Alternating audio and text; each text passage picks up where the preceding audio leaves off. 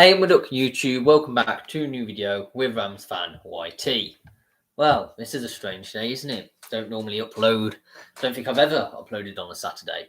But it was my birthday in midweek on Wednesday and I was spending time with my family yesterday. And that's also why there won't be a video on Friday because I'm doing it with the other half of the family.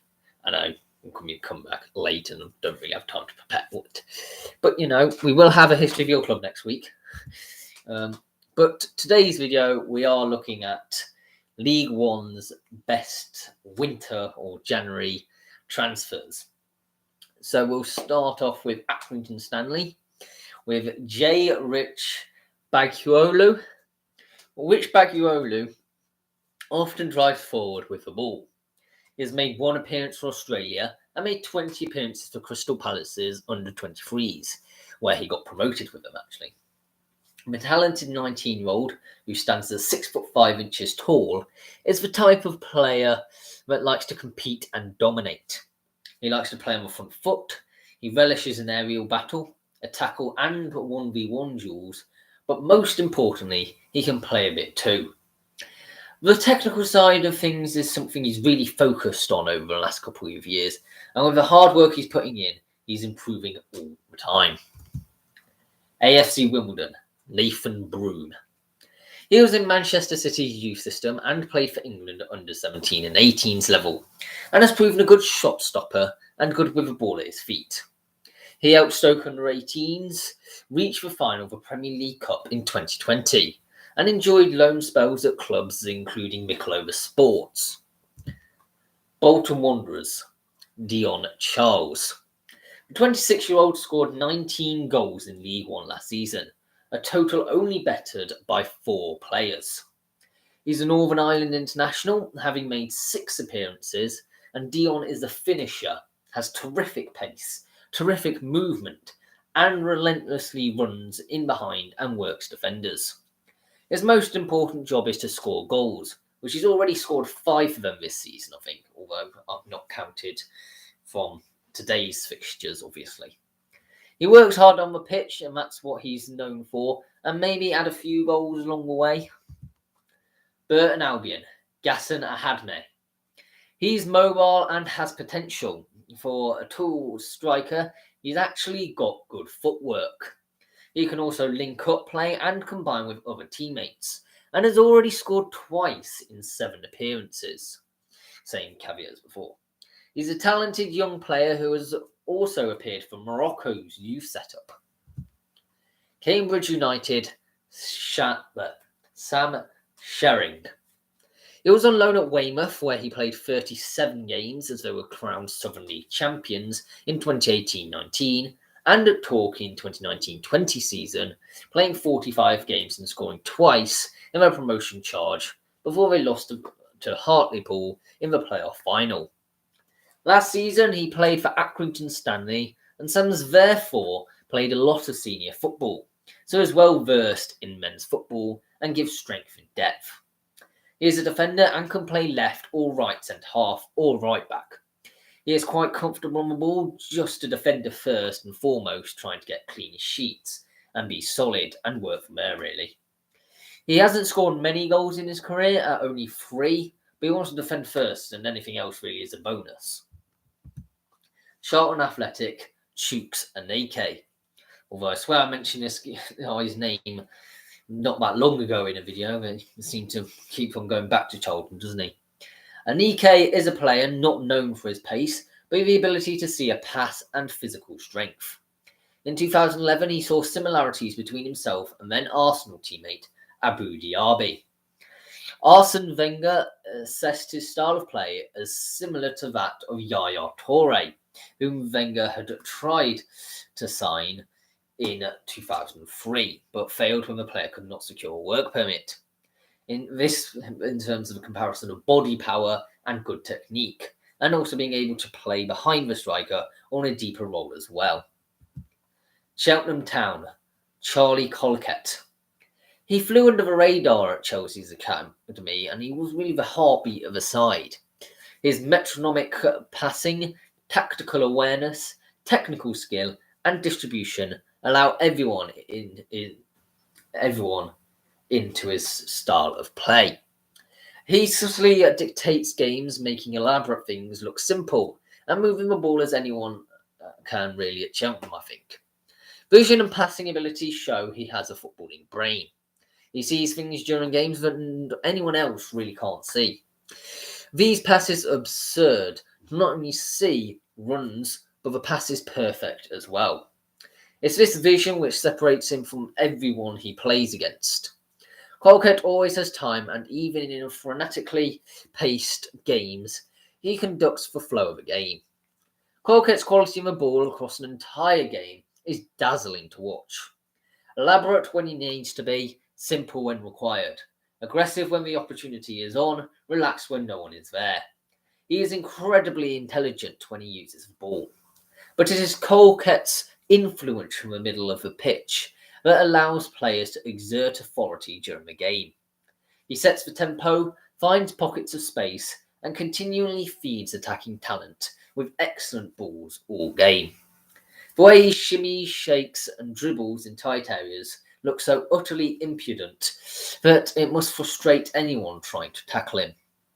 His ability to pass is one thing, but possessing quick and skillful feet elevate him to another level. He can either play as a number 10 or in a slightly deeper role where Kolket has quietly shone. He's not a physical destroyer, but someone who breaks the game up due to positional play and a desire to win the ball. He noticeably presses well and judiciously. A tough player with a competitive edge, he can hold his own. Someone with the capability of dictating play from deep and the confidence to play difficult passes. Kolket is burgeoning into a fine midfielder. Crew Alexandra, Tariq, Uekwe. At 22, Uekwe still has plenty of his best years ahead of him. He would bring plenty of versatility to the side, and Uekwe can operate in a number of different midfield roles, featuring on either side of the left or right-hand side of midfield, as well as through the middle as a central midfielder or attacking midfielder. The former England under-20s international has shown he can be a goal threat too, previously scoring a hat-trick during his time on loan with Accrington Stanley, as well as managing 12 goals in 49 games for Chelsea's under-18s. Doncaster Rovers, Rio Griffiths. The star forward Rio Griffiths was one of the most impressive and consistent performers within Spurs' under-18 side. Griffiths, who is 21, scored 33 goals at Spurs under-18s in 2017-18, and the versatile forward looks like he has plenty more in his tank. Griffiths has become more clinical in front of goal, and experience has clearly helped his development as a centre-forward. He has played in a variety of different roles, including as a fullback and as a winger, to now him being a centre-forward. But despite him playing out wide for fair chunks of his career, he still manages to chip in with an impressive goal tally. The adaptable Griffiths is a powerful and pacey centre-forward, who loves to press the opposition defenders, whilst also looking for pockets of space. He is very much of a fox-in-the-box kind of striker, who is good in the air and excellent at holding up the ball. He is rapid over a long distance, and in some ways he is a Vardy-esque and direct. But it's the versatility from playing in so many different positions that gives him a different edge in front of goal. He has a nous as a striker that others just don't have, an awareness and a physical side to his game that allows no defender to bully him inside the box. His style of play is lively, he is excellent with his back to goal and good at scoring from acute angles. What I like a lot about Griffiths is his motivation to his teammates during matches. He is a charismatic figure on the field who is always communicating with and encouraging his teammates. Fleetwood Town, Kieran O'Hara. Early in his career, he went on loan to Trafford and Macclesfield Town, before moving originally on loan then permanently to Burton Albion, where during the 2019-20 season, he kept 12 clean sheets. During that season, he played 9 times for Ireland's under-21s and the first team twice against Bulgaria and New Zealand. He's made 20 appearances with the Brewers over the last 2 seasons. Gillingham, Ben Thompson. Thompson has been described by Neil Harris, who has managed him at Millwall and Gillingham, as a player with ball-carrying ability, tenaciousness and aggression. He affects games in key moments. He pops up and hit a goal into the bottom corner, and he's a massive player in a squad that is struggling. That energy and drive he has could be the difference. He'll win a header that no one expects him to win, and that gives everyone a lift.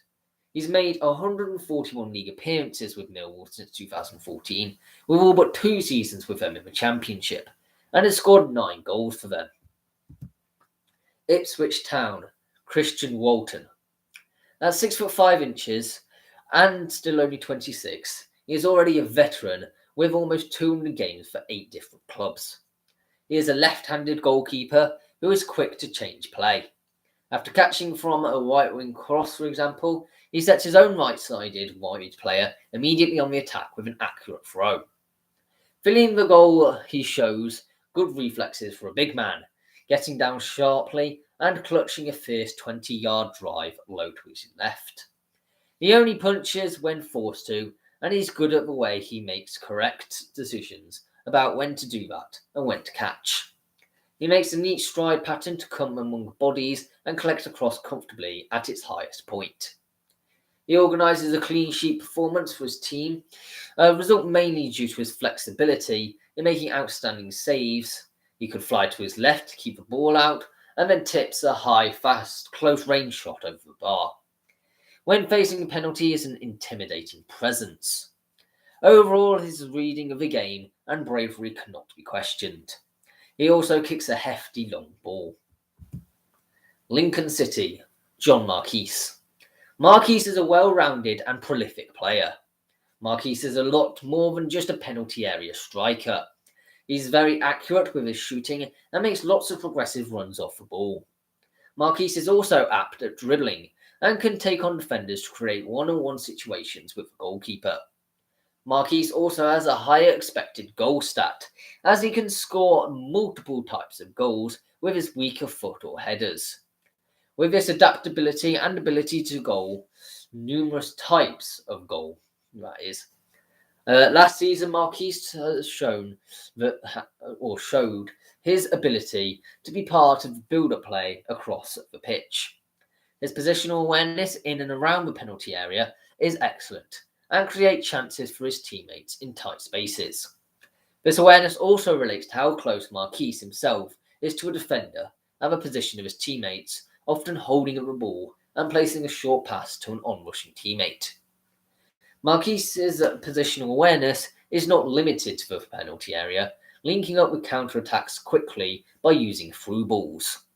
Marquis's ability to link up play with other forwards and midfielders would lead to the Imps controlling the midfield and dictating possession more in games. Marquis can be a focal point, and Marquis wins a number of offensive duels and is able to harass defenders. Additionally, Marquis rarely loses the ball and is able to receive many passes due to his positional sense, supporting the idea that he's more than just a goalscorer. Overall, the former Doncaster Rovers and Portsmouth player is a guaranteed source of goals and can contribute to Lincoln's build-up play as well. Milton Keynes Dons, Connor Wickham. Wickham actually boasts a decent record at Championship level, scoring 24 goals in 101 appearances. More a target man, Wickham has never been classed as a prolific striker, but the type that can bring others into the game. There is no doubting Wickham's pedigree, and if he stays fit, it could be a very shrewd free transfer. The Wickham transfer made sense in a way, as he could provide the Russell needed.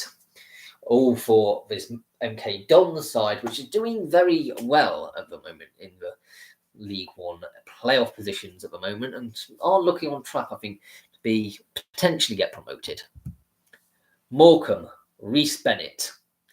The player's attitude and commitment in matches and training has led to me described as an excellent team player. He gives everything for the cause. Bennett, aged 30, can play a number of roles, notably central defender, defensive midfield, or fullback and brings a wealth of experience, having amassed 360 senior career appearances. He's 6'3", so is one of the tallest players in Morecambe's squad. He's got those good attributes you want to bring in terms of strength, power, good speed, and being honest. Reese is a quality player. He knows what it's about and what's required. He provides them with more strength and depth and gives them additional options in both boxes, should they need it. Oxford United, Marcus Brown. Oxford United manager Carl Robinson praised the player upon his arrival at the club back before this time. He's been at Oxford United quite a lot, you may have gathered, stating he is technically very good. He sees a pass and will score goals, so he is very talented, and we know that there were lots of clubs chasing him. Upon his arrival at the Teesside-based club Middlesbrough, manager Jonathan Woodgate stated, "Marcus is an exciting, hungry young player who wants to come and play for this football club. He's just what we need. He can play in 3 different positions and he is quick. I watched a lot of games for Oxford last season, and he's not the only type of player we want here. But he's also the type we can improve and he will get better." Plymouth Argyle, Alfie Lewis. He's a player who always wants to try and get on the ball, wherever it is, and play progressive passes, and everything is ticking really. And then there is having the hard work out of possession, running back, running forward, pressing the ball. That's what I think they can expect from him really at Plymouth. He's already got his hands actually on silverware in the FAI Cup, as in the Football Association of Ireland Cup. Portsmouth, Aidan O'Brien. He's a versatile attacker playing anywhere across the front line. He's already hit the ground running, scoring a goal in his league debut. At Millwall, all he did was score goals, finding the back of the net 44 times in 226 appearances, all in competitive competitions. He was in all competitions, that is, not just like the league. He was mainly a substitute for Sunderland, only making 11 appearances, scoring 5 times in all competitions this season.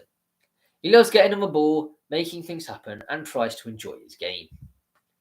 Rotherham United, Georgie Kelly. He was the top scorer in the League of Ireland Premier Division, scoring 21 goals, which is 25 in all competitions, and had 6 assists. He also did well in the Euro Conference League, where he scored 4 goals. He's a physical target man as well. Sheffield Wednesday, Harlee Dean. He's certainly a leader. He wasn't made club captain at Birmingham City because of his quiet nature, but he's very vocal on the pitch, and you'd probably describe him as a bit of a no-nonsense, old-fashioned centre-back. I've never heard of a word of him being toxic in the dressing room or anything of the sort, which I'm a bit surprised why he was ostracised then out of the Birmingham City squad. He's the club captain, and he wouldn't have ever been given that honour if he wasn't well respected by his peers. There's a decent central defender in there, there's no doubt about that. He was never going to be the best player in the Championship, but I think he does have the potential to be one of the better players in League One. And the Owls need a leader. Well, you should have one indeed. At 30, he's now reaching the peak of his career as a central defender. Shrewsbury Town, Tom Flanagan. The experienced Northern Ireland international stopper has played for MK Dons, Burton Albion, and had an impressive season with Sunderland. He's hitting his peak as a centre-back, and he always reaches 8 or 9 out of 10, and he can play anywhere across the back 3 or 4, including on either full-back role. Flanagan has been described as a very mobile centre-half. He has a relaxed, cool, and calm presence. He's fairly good on the ball, a good one-on-one defender, a good communicator, and organiser. He gives 100% effort. He likes to take the ball out, take the ball off the keeper, and isn't too worried about pressure. He's good with a game plan, so will be easily integrated into the side. Sunderland, Trey Hume. Trey Hume is a 19-year-old right-back who can also play in right midfield or at centre-back, but has excelled in the Irish League in a full-back role over the last couple of years. He's already an established Northern Ireland under-21 international, and yes, he is a very good young player. He's very much your modern-day fullback who loves to get forward. He has shown at Irish League level he can score and assist, and isn't afraid of getting stuck in and performing his defensive duties. He has fantastic potential. Trey is an attacking fullback, as previously stated. He likes to surge forward and get crosses in. He also has an eye for goal, and this season scored in Derby's home and away against Glentoran. He can also defend and will improve in that aspect as he gains more experience. Wigan Athletic, Graeme Shinney. Graeme Shinnie's ball-playing abilities, coupled with his grit and desire when out of possession, has seen him emerge as an excellent championship midfielder since joining Derby County from Aberdeen in 2019. Shinney operated as both a left-back and a central midfielder. Since his move to the Midlands, he has fully established himself as a regular starting midfielder.